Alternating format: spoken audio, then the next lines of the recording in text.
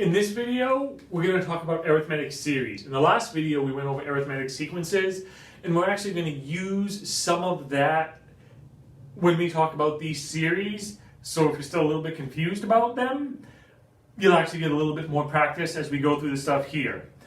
And essentially the idea is, well, let's see, for an arithmetic series, we know that series is just a sum, that sigma notation that we saw in our other video. And essentially, now that we know we have these specific types of sequences, these arithmetic sequences with a common difference, can we come up with a formula, much like we did with the explicit formula for an arithmetic sequence, that will tell me what the sum of the arithmetic series is? And well, in order to do that, there's a little bit of algebra we can do. It's actually not that challenging, so we'll run through it really quickly. And essentially, what we want to do is, we're going to look at S sub n. Again, if you remember when we were talking about partial sums and sums of sequences and all of that, S sub n is the sum of the first n terms of my sequence. That's the partial sum, S sub n. And that's actually what I want to find here, a general form for S sub n for an arithmetic sequence. Well, if you think about it, what is S sub n equal to? It's going to add the first n terms of the arithmetic sequence. The first term of the arithmetic sequence is a sub 1, and then we did this in the last video. A sub 2 would be a sub 1 plus d.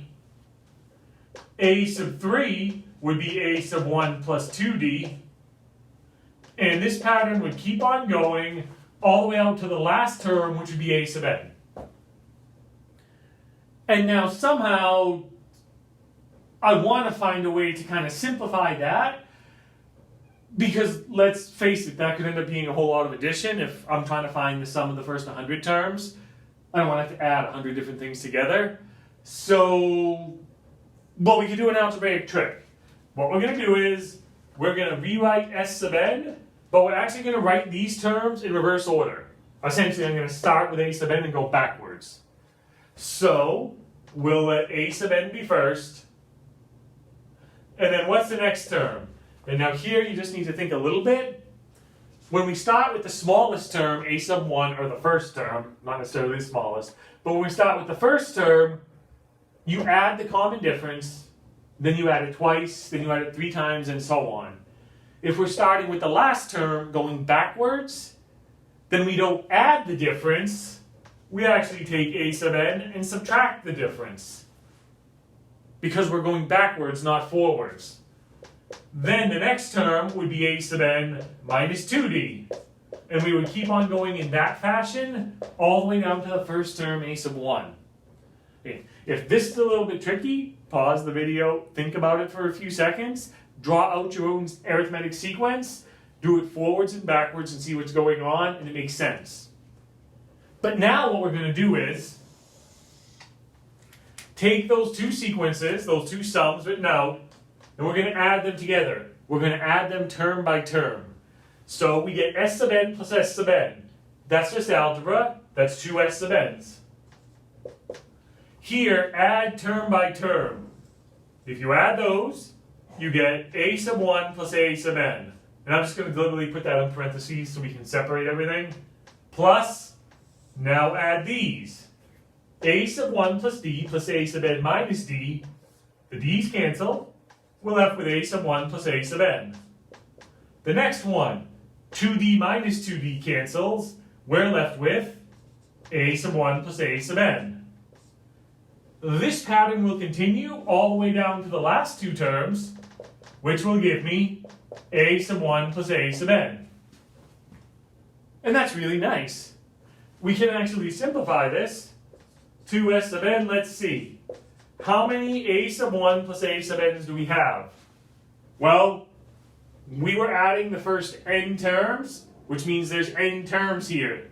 So, there's n of these. And now ultimately we cared about S sub n, so solve for it algebraically. Divide the 2 on both sides. And we get S sub n equals n divided by 2 times a sub 1 plus a sub n. And now this is the explicit formula for the sum of an arithmetic sequence.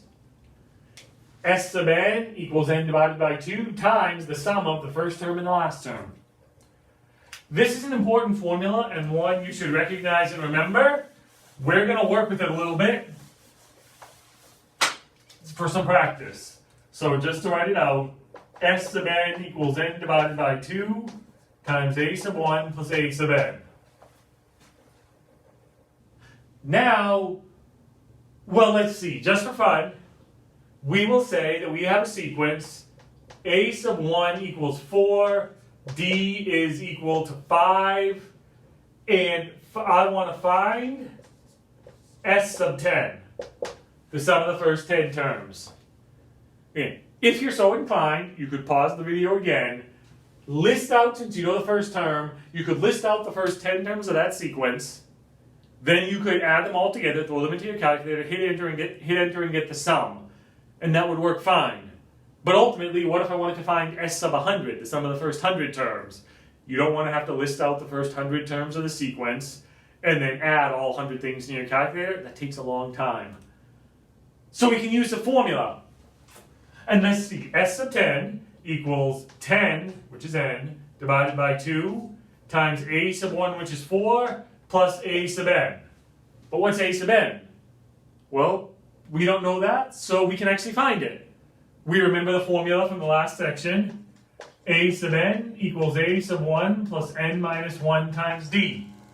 So a sub 10, which is what I need, equals a sub 1, 4, plus 10 minus 1, which is 9, times the difference, which is 5. 9 times 5 is 45. 45 plus 4 is 49. So a sub 10 is 49. So now we plug that in here. Now solve this out. Let's see. 10 divided by 2 is 5. 49 plus 4 is 53. And then multiply those. That is 265. And there we go. S sub 10 is 265. As far as it goes, once you know the formula, this one is pretty straightforward and simple to work with. Just so you know, as far as exams go and all of that, what you should prepare for. On the exam, I may do something like, we're not going to solve this out. You should do it as maybe practice to make sure you can do everything. If I told you that a sub 10 was equal to 40, a sub 30 was equal to 400, find a sub 71, and find s sub 30. So given two terms of an arithmetic sequence, can you find any other term of the arithmetic sequence? In order to do that, you'd have to do what we did in the last video, generate the formula by finding the slope, which is your difference, then finding a sub 1, then you'd have the explicit formula, then you could find a sub 1. And then once you had that formula, you could find s sub 30 using the formula for the sum of the first 30 terms, where you would also have to calculate a sub 1 and a sub 30, which in this case, I already gave you a sub 30. But see if you can solve that problem out right there. I'm not going to give you the answer. If you're unsure, if you want to check yourself, get the answer to that and then email it to me and I'll tell you if you're right. Just when you email it to me, make sure you send me all that information so I'll have it. But work it out, see if you can do all the math out, and then email me the solution if you're not sure if you're correct or not. But there are actually some other things we can do with arithmetic sequences that I wanted to look at. One of them, suppose we said this. A sub 1 equals 5, and the common difference is 2. Suppose I wanted to find the sum of the first 20 even terms of the sequence. And actually, we're going to change this slightly. We're going to do the odd terms. We'll do this one first. Find the sum of the first 20 odd terms of the sequence. So just so we're clear, what that means is, I could certainly list out a few terms of this sequence. We'll do it right over here on the side. A sub 1 is 5. A sub 2 is 7, because the difference is 2. A sub 3 is 9. A sub 4 is 11. A sub 5 is 13, and so on and so forth. We were finding S sub n, the sum of the first 5 terms, the first 10 terms, and so on. Now I'm altering that. I want to find the sum of the first 20 odd terms, which means I want to find the sum of the first term, and the third term, and the fifth term, and so on. And is there a way to do that? The formula I have accounts for every term, but I don't want every term. So is there a way to get the odd terms out of that sequence? And in actuality, there's a trick we can do. If we look at the odd terms, well, there's A sub 1, there's A sub 3, there's A sub 5. And if you look at those terms, well, they actually form their own sequence. If I just pull all the odd terms out of my sequence, in math we call it a subsequence, a sequence you generate from another sequence. And essentially, they form a sequence, and in particular, it's an arithmetic sequence. The difference before was 2, now the difference is 4. Which means I can actually create a new sequence, A sub n equals A sub 1, which is 5, plus n minus 1 times the difference, which is 4. Now I have this new sequence. Now to find the sum of the first 20 odd terms of this sequence, well, those are just the first 20 terms of this sequence, because this is only the odd ones. So now, with this sequence, I can just find S sub 20, and then I'll be done. The formula, let's see, it's n, 20, divided by 2, times A sub 1, which is still 5, plus A sub 20. Well, A sub 20, we can find it with this formula. A sub 20 is 5, plus 20 minus 1 is 19, times 4. 19 times 4 is 76, plus 5 is 81. And then solve this out. 20 divided by 2 is 10, times 81 plus 5 is 86. So we get 860, and there we go.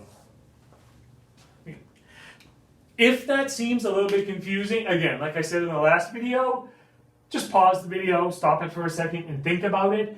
It's an algebraic mathematical trick that we can use that is very, very useful, as we see here.